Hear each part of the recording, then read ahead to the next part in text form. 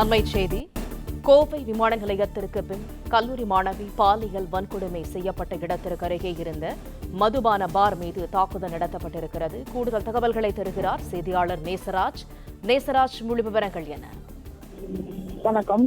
கோவை விமான நிலைய பின்புறம் நேற்று இரவு ஆண் நண்பருடன் கல்லூரி மாணவி காரில் அமர்ந்து பேசிக் கொண்டிருந்த போது அங்கு வந்த 3 பேர் அந்த மாணவியை பாலியல் வன்புறுத்தல் செய்தும் அந்த இளைஞரை அரிவாளால் தாக்கியும் தப்பிச் சென்றுள்ளனர். இதனையடுத்து பீளமேடு போலீசார் பாதிக்கப்பட்ட பெண்ணை தனியார் மருத்துவமனைக்கு அழைத்தனர். அதே போல பாதிக்கப்பட்ட இளைஞர் அரசு மருத்துவமனை சிகிச்சை பெற்று வருகிறார். இது குறித்து பீளமேடு போலீசார் 7 தனிப்படை அமைத்து குற்றவாளிகளை தேடி வருகின்றனர். இந்த நிலையில் கோவை விமான நிலையம் பின்புறம் கல்லூரி மாணவி பாலியல் வன்கொடுமை செய்யப்பட்ட இடத்திற்கு அருகே சட்டவிரோதமாக மது விற்பனை செய்து வந்த டாஸ்மாக் பாரை நாம் தமிழர் கட்சியினர் அடித்து உடைத்தனர். இதே போல நாம் தமிழர் கட்சியினர் சேர்ந்த 10க்கும் மேற்பட்டோர் பிருந்தாவனம் நகர் அருகே அமர்ந்துள்ள கள்ளத்தனமாக மது விற்பனை செய்து வந்ததால் இது போன்ற செயல்கள் நடைபெற்று வருகிறது.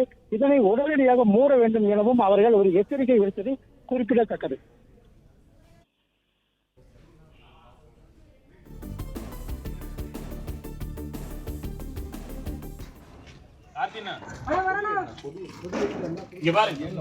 உள்ள வந்து பாருங்க.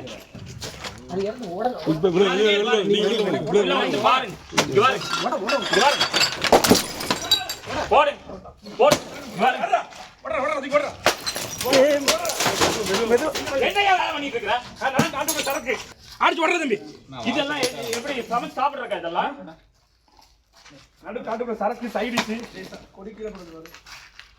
இது எப்படி நீங்க விக்கிறீங்க சார்? விக்க சொன்னது யாரு? விக்க சொன்னது யாரு? இந்த பகுதி கவுன்சிலர் தெரியாதா? இப்படி காவல்துறைக்கு தெரியாதா? காவல்துறை அதிகம் இல்ல. ஒரு பாட்டில் அனுமதி இங்க கட்டாயம் இருக்கணும். காவல்துறைக்கு போனே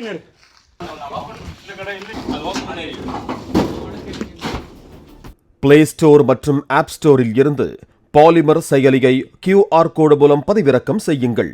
செய்திகளை உடனுக்குடன் பெறுங்கள்.